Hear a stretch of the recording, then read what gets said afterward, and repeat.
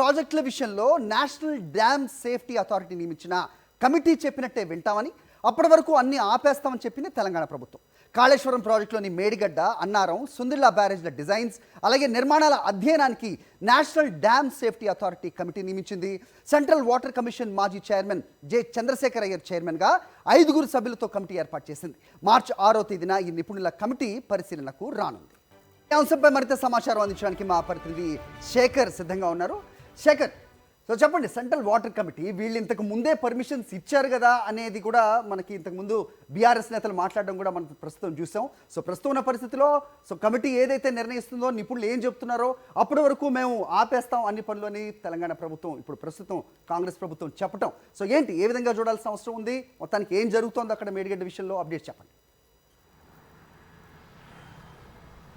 మేడిగడ్డ అంశంలో మరొక అడుగు ముందడుగు పడిందని చెప్పుకోవాలి.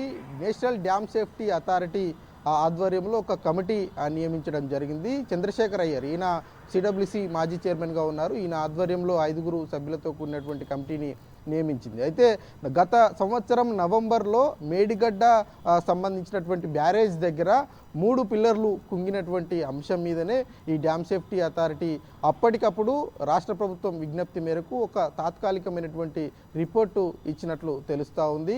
ఉన్నటువంటి వాటర్ని అంతా కూడా వెంటనే విడుదల చేయాలి, లేకపోతే బ్యారేజ్కి ఇంకా డ్యామేజ్ ఎక్కువగా అయ్యేటువంటి అవకాశాలు ఉంటాయన్నటువంటి నివేదిక నేపథ్యంలో అప్పటికప్పుడు ఆ వాటర్ని అంతా కూడా వాళ్ళు రిలీజ్ చేయడం జరిగింది. ఇక దాని తర్వాత రిపేర్ చేసేటువంటి సందర్భంలోనే ప్రభుత్వం మారింది. ప్రభుత్వం మారినటువంటి నేపథ్యంలో కాంగ్రెస్ ప్రభుత్వం వచ్చిన తర్వాత దాని మీద రాజకీయ రగడ తెర మీదకి వచ్చిందని చెప్పుకోవాలి.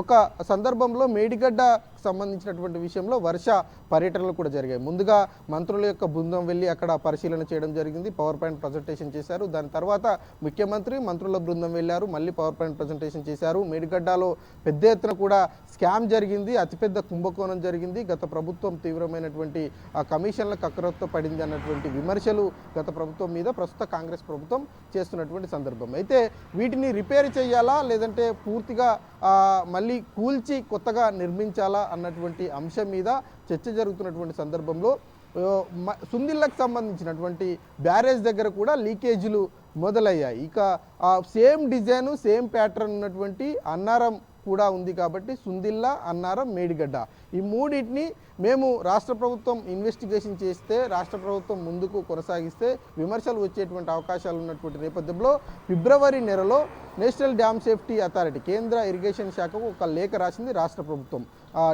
డ్యామ్ సేఫ్టీ అథారిటీ ఆధ్వర్యంలో విచారణ చేసి దాన్ని రిపేర్ చేయాల్సి వస్తే రిపేర్ చేస్తాము, పూర్తిగా కూల్చివేయాల్సినటువంటి సందర్భం వస్తే కనుక దాన్ని కూల్చివేస్తాము, దాని తదుపరి కార్యాచరణ ఏ రకంగా ఉంటే దాని విధంగా మేము ముందుకు వెళ్తాము అంటూ రాష్ట్ర ప్రభుత్వం క్లియర్ కట్గా చెప్పింది. ఇక వారం రోజుల క్రితమే నేషనల్ డ్యామ్ సేఫ్టీ అథారిటీ ఒక కమిటీ నియమించింది. ఆ కమిటీకి చంద్రశేఖర్ అయ్యర్ చీఫ్గా వ్యవహరిస్తారు. ఇక ఈ నెల 6వ తేదీన ఆ కమిటీ హైదరాబాద్కు రానున్నారు.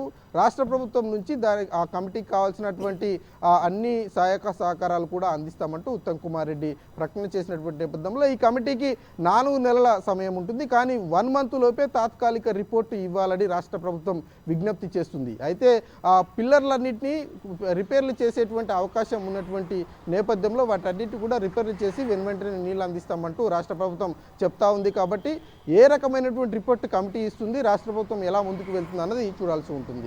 రైట్ శేఖర్, సో మొత్తానికి రాజకీయ రంగు పులుముకున్న ఈ ప్రాజెక్ట్ అంశంపై సో ఏ పార్టీలు ఎలాంటి పొలిటికల్ స్టేట్మెంట్స్ చేసుకున్నా ప్రస్తుతానికి డ్యామ్ సేఫ్టీ అథారిటీ ఇచ్చే రిపోర్ట్ తోటి వాళ్ళు ఏదైతే అడ్వైజ్ చేస్తారో దాని మీదే ప్రస్తుత ఆ డ్యామ్ భవితవ్యం ఆధారపడిన పరిస్థితి ప్రస్తుతం మనం చూస్తున్నాం.